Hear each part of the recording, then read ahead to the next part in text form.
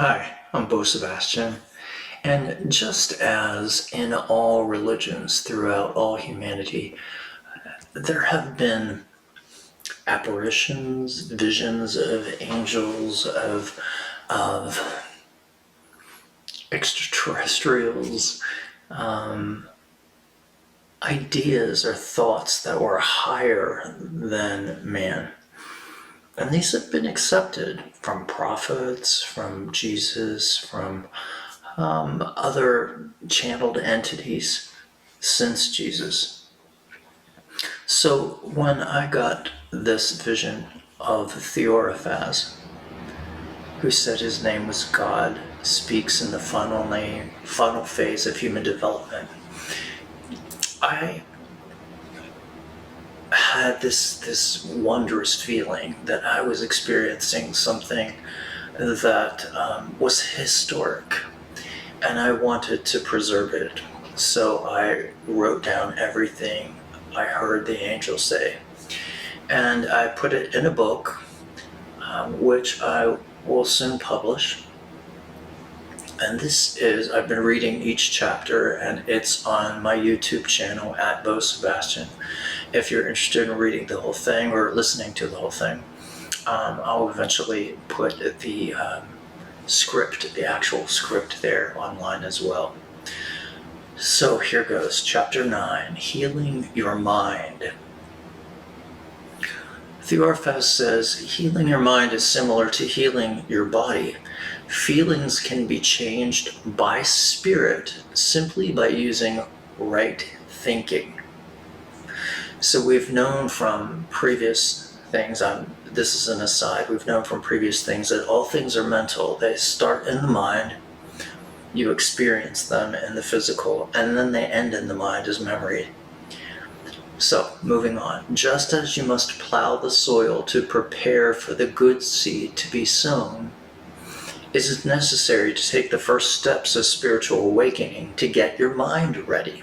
You have to have a place for spirit to abide. And with all your clutter, with all the stuff going on in your mind, there's no place. Theoraphasz says your mind is sick because you have spent many hours listening to the voice of the ego tell you its version of the truth. The ego mind, separate from divine purpose, seeks to do everything it can to keep you from being and manifesting love. It tells you lies. It says you're not good enough, or talented enough, or pretty enough. You see, the ego, body, and mind are purely an illusion. The only reality in this illusion is that it completely illustrates what you believe to be true about yourself. The ego, mind, and body combined is the veil between you and your divine self. This is why meditation lifts the illusion. Getting still and quiet lets your body fall asleep and brings you to focus on spirit and mind. These are the two tools left to make change in your life. The mind is the intercessor between the body and spirit. It can be used to direct you toward life or death, happiness or sadness, love or hate. The mind is what needs to be recovered from misconception and brought into spiritual awareness. You can understand and perceive God in its totality, but still have a sick mind. It's very important to understand this. Gaining control over the mind is the key to living a spiritual life in the body, and also the key to finding happiness.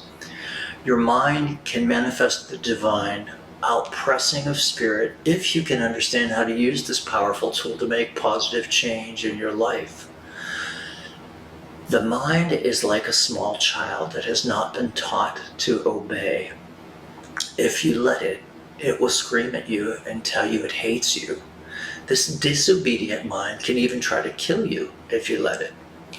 The point, the mind can do nothing without your permission. Neither can the body.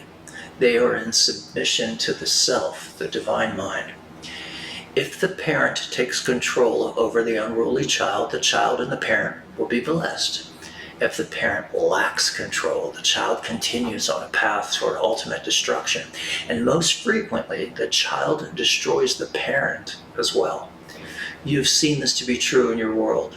Take a lesson from it. And for me personally, I've seen this happen in 2 of my sister's lives. It's terrible. With drugs. At this time of spiritual awakening, going back to the text, at this time of spiritual awakening in the universe, there's been a divine dispensation to increase the amount of spiritual awareness in the human mind. The spiritual awareness also increases your physical vibrations, allowing for more contact with the divine. But as each spirit body on earth is now more open for anointing, it is also more open for sickness, pain, and mental disease. Be watchful. That's the end of chapter 9. The next chapter is chapter 10, healing each other, and I'll be sharing this with you soon.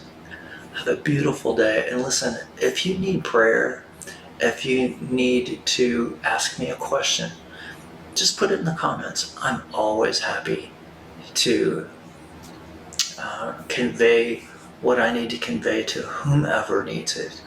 Much love to you, much healing to your life.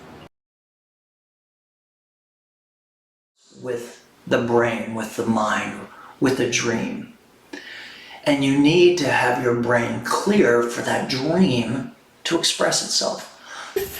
Can get really busy taking care of my home, 2 careers, and my family when your mind can't seem to get quiet to rest.